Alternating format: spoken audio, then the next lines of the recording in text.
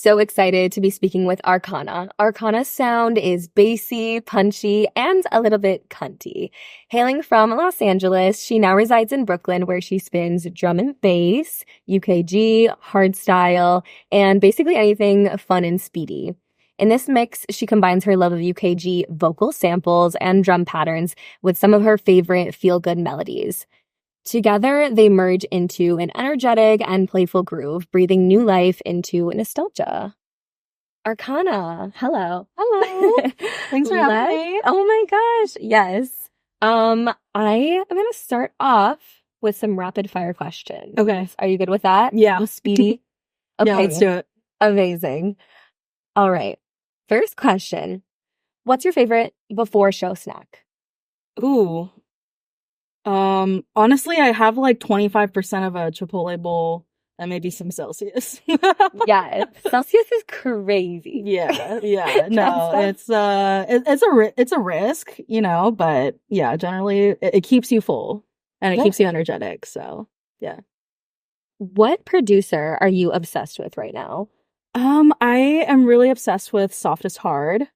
She is a hardstyle producer. She's popping off. She was just at EDC Las Vegas last year and she's amazing. So yes. Yeah. And hardstyle, it seems like we need more women. Totally. For sure. Totally. Yeah. Let's see. What song do you have on repeat this month?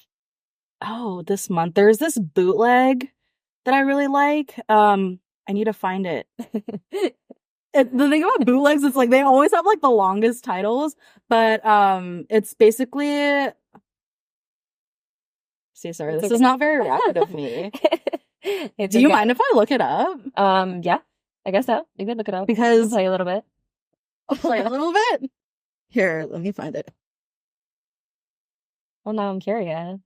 Yeah, because it's literally been on repeat. Because like for me, like I legit like have things like on repeat, which is so not DJ like of me.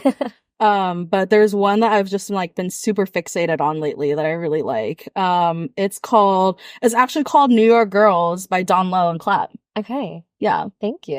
Yeah. Let's put a little sample of that. Yeah, in here totally. Or something. All right. What is your favorite neighborhood in New York? Ooh. I really like Bed-Stuy. That's where, I mean, I'm biased because that's where I am right now. Mm-hmm. But yeah, after having some time in the past year to just like walk around and just knowing how much like culture there is, musical culture, just, yeah, I feel like it's amazing. Oh, yeah. Great. What is your favorite venue in New York City? Venue in New York City. It's been like not even a year yet, so I'm still figuring out the venues that I really like. Thank you. I really like the vibes in the back of Jade Bar though. Jade Bar. Yeah. Nice little spot right on Myrtle Broadway, right? Yeah, totally. Yeah, I like that it's smaller. It feels like you could just have a packed room. It's like, honestly, I feel like this big.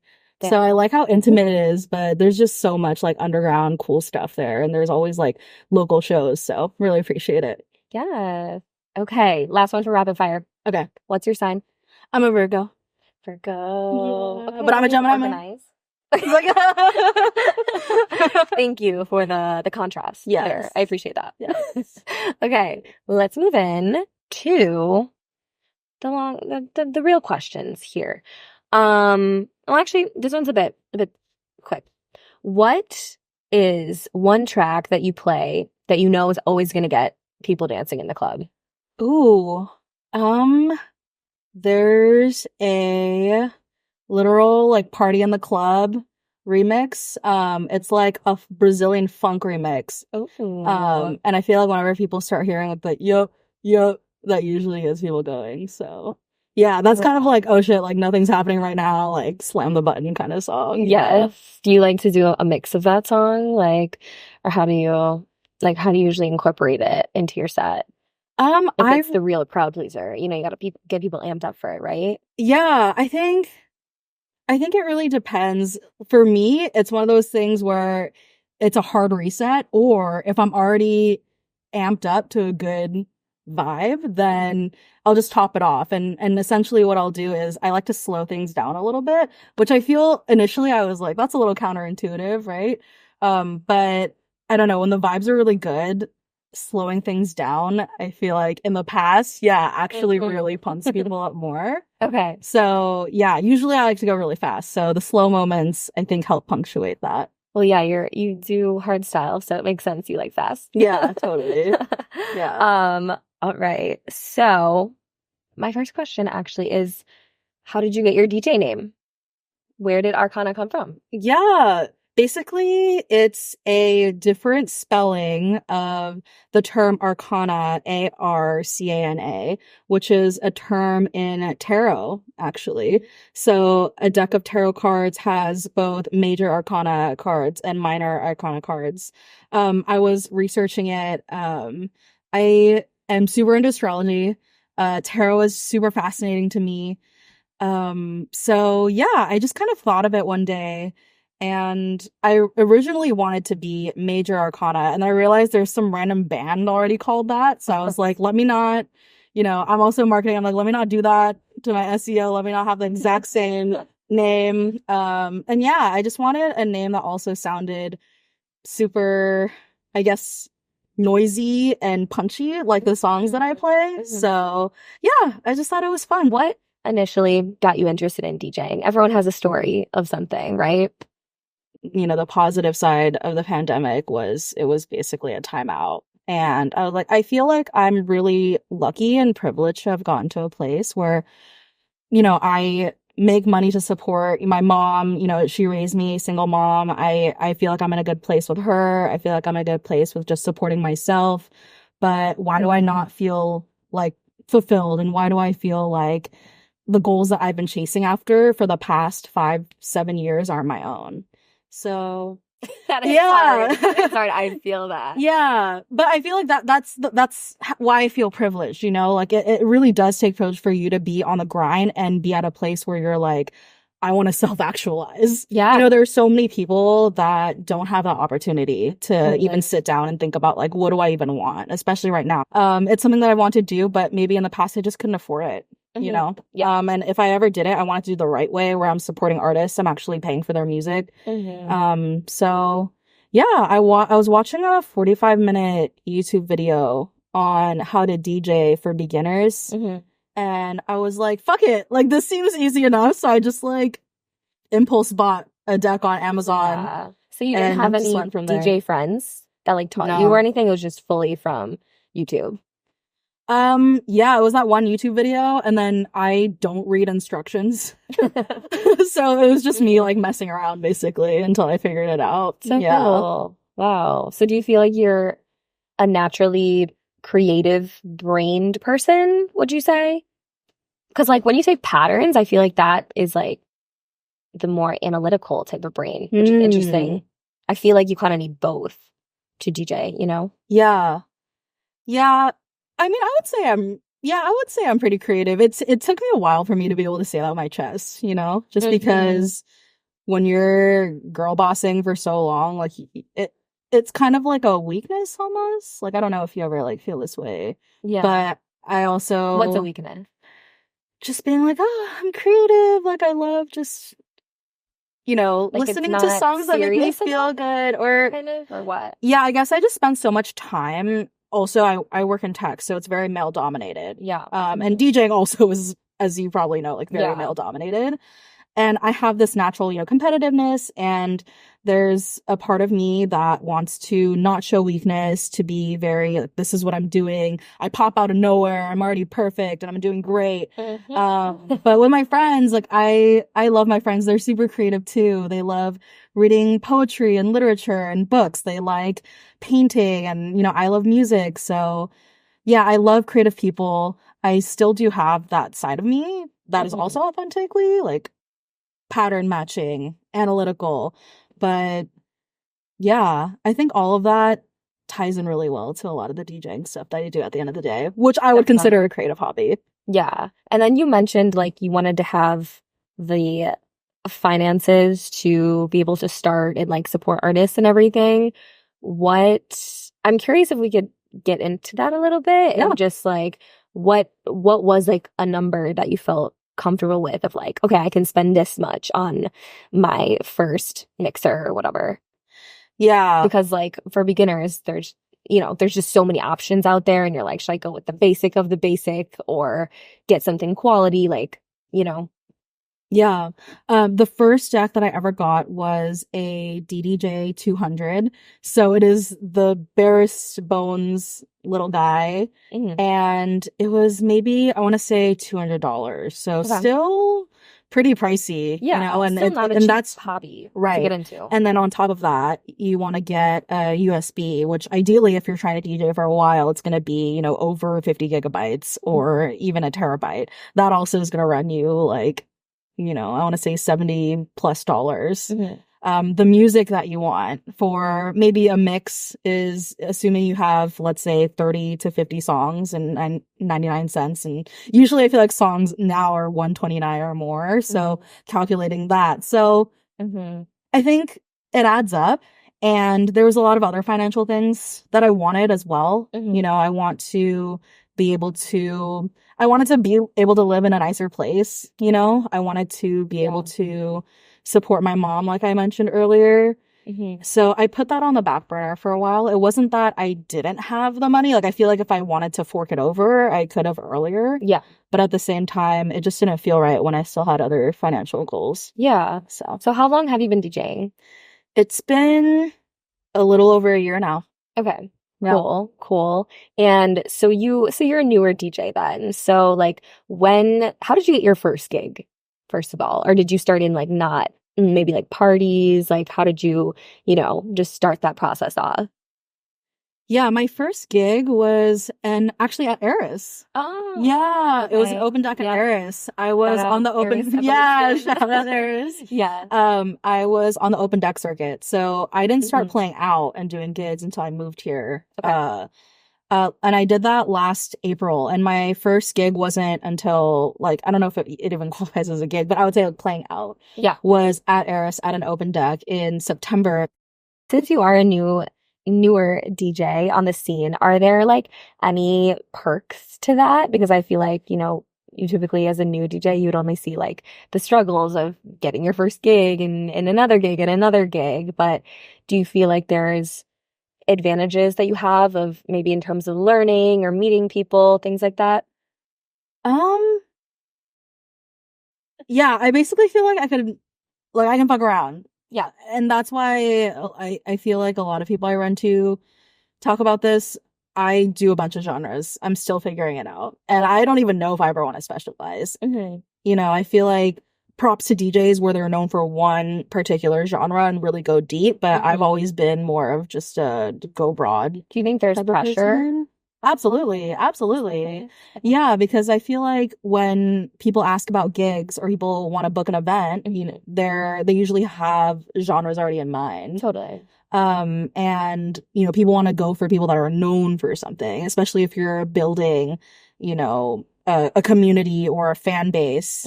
Ideally, they want to know what they're paying for or what they're going to get when they show up. Yeah. Unless your personality is just like that amazing. But yeah, I definitely think there's pressure to specialize, but hopefully as people realize that genres are bleeding over into each other and there's umbrellas on umbrellas, it doesn't really matter at the end of the day. And yeah, it's really exciting to see some mixes, just around Brooklyn even, where I'm just like, wow, like those genres I did not even see going together at all, but you did that. So I appreciate those DJs. Yeah. I feel like a lot of mainstream DJs you see now are adding in a random drum and bass song to their set, like dropping it.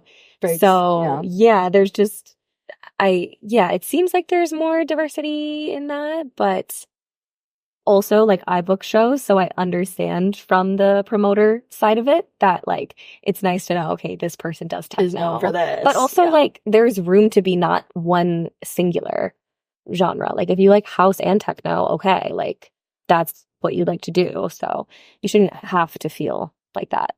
Yeah, totally. And I feel like when you're bigger, you see some DJs, they have a completely different DJ name or a project name for a different genre because they've already built so much cachet in their main genre. Yeah. That, that's what their fans expect. Totally. So they have to even create a whole different pseudonym. Alice in Wonderland. Exactly. White Fang. Yeah, exactly. So got to do, your own side project because people expect something from Alice in Wonderland. Yeah. Right? So, yeah, I definitely feel like as a newer DJ, you're not really bound by that. Yeah, I love that. That's a really good point. You have that time to explore and see what your sound is. Totally. So, talking about, on this podcast, we're specifically talking about women DJs. So I'm curious to know if you have so far in your DJ career experienced any misogyny in the industry, whether it's behind the DJ booth, when you're communicating with business people behind the scenes, or talking to other DJs or in the crowd. Like, have you had anything happen to you where you felt like it was because of your gender? I actually expected a lot more outward misogyny. Okay. I feel like it's also different in Brooklyn, though, I would say, than other scenes. Brooklyn has a really amazing queer community. People are really accepting. So, great. Yeah, I feel like the way I experience it is maybe a bit more subtle. In that, you go to open deck and someone's just like hitting on, you know what I mean? Like, I'm just like, if I were a dude, would you be hitting on me right now? Like, I don't know. Or they're like, oh, you should come out to like a jam, or we should do something. And like, it's a date. Like, you're trying to ask about a date, like it's just one of those things where I'm not sure at the end of the day if you're actually interested in the types of music that I like, or the DJing that I do, or respect the skills that I'm trying to develop and create, or the vibes I'm curating. And I constantly have to think about that. Some of it, again, probably just self-projecting, just knowing, just moving through as a woman. That's something you have to think about. Do you have to wear certain outfits? It's a bit self-imposed as well, I would say, just based off of my own perceptions of, there's the Paris Hiltons, do I want to be like in a like fun little bikini, and even if I did want to be in a fun little bikini for a set, like, is that going to be, oh, she's just doing that because, she has her titties out, so she wants that, people to take videos so that she can get clout. Well, at the end of the day, like, what's wrong with being just like feminine if you want it to be feminine? So totally. Yeah, I think that's how I experience it more so. I haven't had someone outright be like, oh, like, you're a dumb woman. But I definitely exactly. Yeah, because that would not be okay. But it's more like, I'm gonna say like benevolent sexism sometimes too, where it's like, oh, like, you're just a girl, and I say all the time, like, I'm just a girl, but there are times where, like, no, I'm not just a girl. Like, record scratch, I'm not just a girl. I'm actually really proud of the music that I create, and I want to do actual things in the community. This isn't just like I'm having a fun, flirty moment with you. I'm trying to do shit, That's a good way to put it. I feel like having that confidence to set a boundary and put your foot down like that is really hard to do. And I'm sure, like, the first time you have an encounter like that, you might not even be at that step of being able to say that. But I love that you bring that up, because I hope that other women DJs and musicians in general just like feel confident enough to do that. Yeah, because you also want to be, maybe you are more feminine, but it's always like, how feminine do you want to be for which situation? Yeah. It's interesting that you are bringing that up as something you consider a lot. Generally, at least for me, and I think specifically for Asian women as well, it's interesting. You see like a very particular type of woman DJ. They're very stereotypically, like, they're models as well. They're very stereotypically, feminine. I think that's changed a lot in the past, like, 5-10 years, granted. Yeah, I truly feel like femme DJs are being respected for the actual mixes that they do, the actual, even if they're producers, the actual stuff that they produce. It's not because they're pretty, they photograph well, and, they're a really good party prop. Let's talk about just the lifestyle of being a DJ in terms of, there's a lot to balance in your life. Like, I know you work a full-time job, and you're DJing and any other hobbies you may have, and also just like going out to shows to meet people and promote yourself. How do you balance that? for a long time, I wasn't balancing it great. Mm-hmm. I think I just wanted to, I did my 9 to 5, and then immediately after, I'm like, I need to, do this. I need to, and I think that's also just my personality. Mm-hmm. I'm like, Determined. I need to, like I said, I'm a Virgo, Yeah. like I need to check the boxes. I need to make sure that if I'm doing it right. Yeah. So yeah, I would just, after work, I would go out there, go to open decks, try to meet people, talk to them. That's a lot work of on my energy, mixes. Yeah. And Yeah. it's one of those things where I love it when it works out and it's a very authentic community connection. Mm-hmm. And I've met people that are so awesome like that. Good. But it does drain me. Yeah. Even if I do lean, I think, more extrovert, I'm fine going to Mm-hmm. social events and whatnot. But yeah, balancing having a day job and almost a night job too. Yeah, right. Even if it is just, getting to know other people in the community, that takes energy. Mm-hmm. So And you're newer to New York. Yeah, exactly. So you're really meeting people a Right. lot. So initially I didn't balance it very well. I would just do that for every day of the week. I would burn out. I would get super sick, or I would just become, I need like a silent day or a silent week. Mm-hmm. And then I would just be off the grid. Mm-hmm. And also, we were talking about this earlier as well. There's like the social media component to it, and I'm just not good at it. Yes. Why do you say you're not good at it? I think it's the perception thing. Like I love SoundCloud. Like I love uploading my mixes. I love talking about, my mixes and whatnot. Okay. But something about self-promotion and all of that feels not intuitive to me. Okay. And I think it also does tie into, I feel like this is turning to a therapy session, but I feel like this also ties into that go-getter side of me, right? Where like, I want to do it perfect or I don't want to do it at all. And I actually I did like a creative coaching session. I didn't even know that was a thing, but I saw it on TikTok and I was like, okay, well, my work's going to pay for it. So let me try it. Yeah. But it was basically a therapist for people who want to be more creative or in touch with their creative side. That sounds amazing. And for a lot of the things that I talked about was imposter syndrome. Mm-hmm. Even telling people, hey, I'm a DJ. I did not want to do that. Like I would say, oh, I'm doing the DJ thing. I'm trying out DJing. Your words really mean a lot of just the way you phrase something like that. Yeah. In terms of how people are going to perceive you, which is what you're scared of in the first place. So it's right. And it's like, with social, going back to the social media piece and why am I not good at it is because I feel like it's such an expression of this is what I believe or this is who I am. And I'm taking it way too seriously, basically, is the lesson that I learned from all of that conversation. But yeah, I mean, I got bullied when I was younger. I feel like it made me a better person, but did it also cause a little bit of trauma? Yes. Probably, yeah. So yeah, being cyberbullied doesn't sound fun. I was bullied IRL. So being cyberbullied on top of that, I feel like would not be very fun. But yeah, it's all, I think, owning my self-expression and all of that just really tired me out. I just had really high standards of what I thought a DJ should be. Yeah. You're looking on pages of DJs I was looking on pages of DJs that have been around for a long time. And they have a whole team of people. A whole team of glam squad, a PR person, a social media man. And I'm like, do I need a photographer? Like, oh my gosh. Or people that are just so good at effortlessly just going on live and they're just like, oh, like, let's hang out. I'm on live. Like, that terrifies me.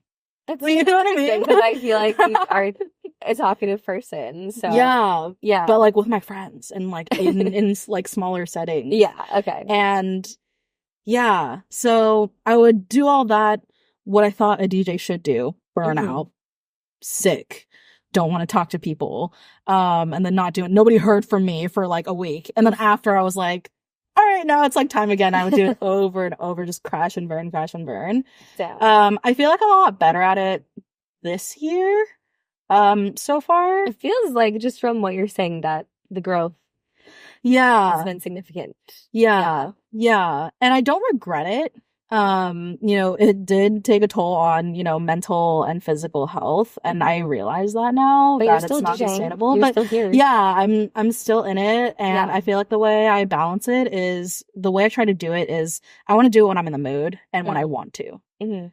I get in the habit of starting hobbies or projects or ventures and I basically burn myself out, similar to what I was talking about happened last year. And then I just associate it with work and burnout. And I don't want to do it anymore. Yeah. And I don't want this to happen because I feel like I get so much joy from DJing that I would never want it to turn into something that I dread doing.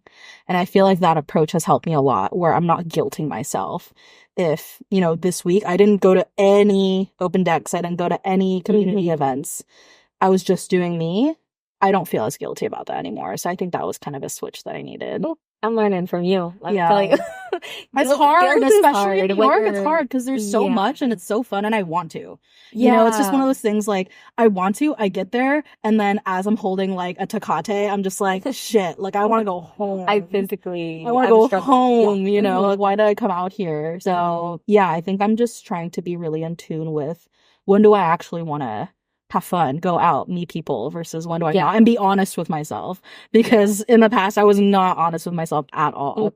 So what so far has been the most exciting moment in your DJ career? Yes, it was a 2010s themed party that I hosted with my friends, and yeah, it was just really fun pulling things together and being able to DJ, and it was just a vibe. You know, some nights you just have that vibe. Yeah, the energy is there. The energy is there. People are having fun, they're dancing, people are feeling nostalgic. So, yeah, it was just really fun to do something that I was really nervous about, but all my friends were there to support me. And yeah, I also just love the early 2010s. It's just an iconic time. Yeah. So that was amazing. Where was it? Was it at a venue, a house? Yeah, it was actually in Clinton Hill near Bed-Stuy, and it was at a bar it was a pop-up bar that doesn't exist anymore, which is sad. But it was called Sloppy Chulo. I don't know. Shout out Christian. It was so good. It was so good. I love that name too. Yeah. Just fun. Everything about it. It was just such a fun event. It was such a fun party. And the second one was my X Pizza set, which basically X Pizza was you know, they film sets and they post it, and it's something that I'd seen on Instagram here and there even before I moved here, of just different DJs, and I would watch DJ sets from X Pizza and I'd be like, oh, that just looks so fun, so cool, and it's in a pizza shop. Actually, I haven't seen this. Oh, I need to see this. Yeah, it's in a pizza shop. Like, you know how Boiler Room like films their sets for you too, kind of like that. Yeah, it varies. Like they have one where it's on the actual CJ, and they have one where it's off to the side, and they live stream it too, and then afterwards they post it on YouTube. Cool. But basically, it's a pizza shop, so you see people just like going in eating pizza and stuff, but like there's an actual DJ. Yeah, like that looks super fun. I just thought their brand is super cool and all of that. So when I actually was able to play a set there, that really felt surreal to me, because I feel like I'd been watching other DJs from behind a screen, and to become one of those DJs, I'm like, wow, like I'm here. And this is just something that I thought was really cool for a while. It just felt really great. Yeah, that's an accomplishment. Amazing. And so, okay, those are your two highlights. So what has been the biggest challenge you've had so far? Whether it was one specific set that you have, or just like the hardest part of the process? I would say, I think the hardest part is, again, I think just struggling with imposter syndrome, and really trying to hold on to a sense of authenticity of why I'm doing this, what I like about it, and the types of people that I want to meet and jam with. I realize that the rat race is super real. Especially in bigger cities. Like, basically, I mean, you know, in order to get gigs, you have to make yourself known. You have to be on social, you have to get out there, you have to meet people, you have to meet promoters, you have to meet other DJs. Yeah. It's a lot of just talking, connecting, who do you know, and all of that. And while I know logically that's what I need to do in order to have people know who I am, know my sound, you know, there's also that imposter syndrome that comes on top of it, of who am I to be that person who can say, you know, can you put me on a lineup? Yeah. Or, oh, that event sounds really fun, like I'd love to be on a lineup sometime. Yeah. I still struggle with that because sometimes it just feels wrong. I just want to get to know people and become friends. Yeah. But again, you know, closed mouths don't get fed. Yeah. And especially as a woman, you know, that's something that I deal with just in life in general. I don't like to ask for help. I like to do things on my own.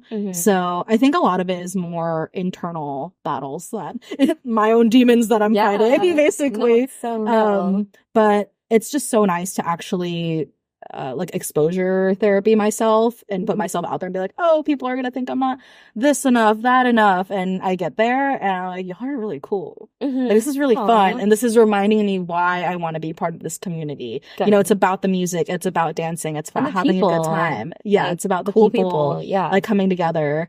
So yeah, I think that's the difficult part. Is it's for me a constant push and pull between those. Yeah, and I was thinking, you were talking about, you know, introducing yourself to promoters. Is there something that you think that promoters and venues can do to be actively booking more women DJs and just more diverse lineups in general? I think they should probably reach out to collectives, you know, like Support Women DJs, like OnlyFemmes, like She They DJ, that are already curating amazing lineups and have a lot of, you know, just femme queer talent. Yeah. And sometimes I know it's probably the easier route to go with what you know. Picking people that might not have performed to a bigger crowd before is a huge risk for a promoter, and I totally get that. But yeah. I think another thing that would be really helpful as well is, especially for bigger venues, if there were certain programs or again partnerships with existing collectives, that would be really nice. Sometimes all you get is a contact form and it just kind of goes nowhere. Right. And it also becomes a situation where you don't ever talk to a human unless you're shelling out like thousands of dollars.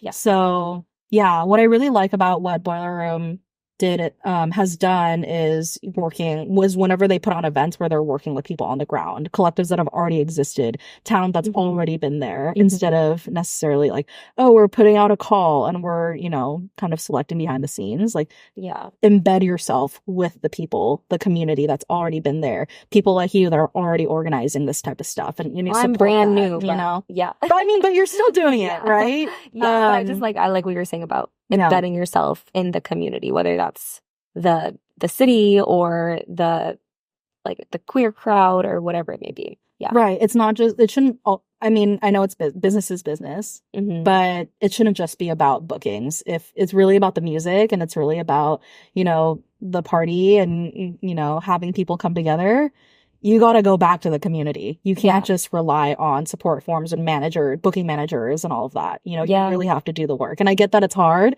but that's why I really appreciate, you know, promoters that actually go out of their way to do that. Yeah. That's really helpful to know. Okay, I'm going to give you one last question. What is your favorite way to discover new music? Ooh, I really love Bandcamp hopping. So Bandcamp and SoundCloud hopping. I love a good bootleg. I love a good flip. I love a good remix.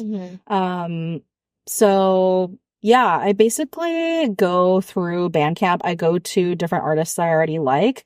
I listen to playlists that they put together, things that they've bought, and it's just, I love the spiral. That's also, I think, that practical analytical side that I was talking about. Like, I love going deep into that focus. I feel like that's my flow. So yeah, you're discovering the music and you're like in the playlist and basically, like, I dig through, you know, other people's playlists, artists that I like, and even on Spotify, for instance, they have things where, you know, DJs and producers that you like are curating their own Spotify. It's not their music and they're curating music that they like. So great. I love the rabbit hole of just hopping. And I feel like Bandcamp and SoundCloud, they just have such fresh stuff every day. And it could totally be, I love digging up a song or a producer where it feels new, it feels fresh, and different than things that I would hear necessarily on a Spotify. So yeah, I mainly use Bandcamp and SoundCloud, I would say. Okay, cool. Yeah. Well, thank you so much for talking to me today. I learned a lot. Yeah. Thank you. All right. Yeah, this is fun. So where can we find you to keep up with upcoming shows you have or music mixes, anything like that? Yeah, my Instagram is RkanaXO, so it's RKANAXO. And that's also the same handle for my SoundCloud. So I post my new mixes there, and then I post, upcoming gigs and all that other stuff. All that other stuff that I'm doing on Instagram. Yeah. Okay. There you have it. Thanks for having me.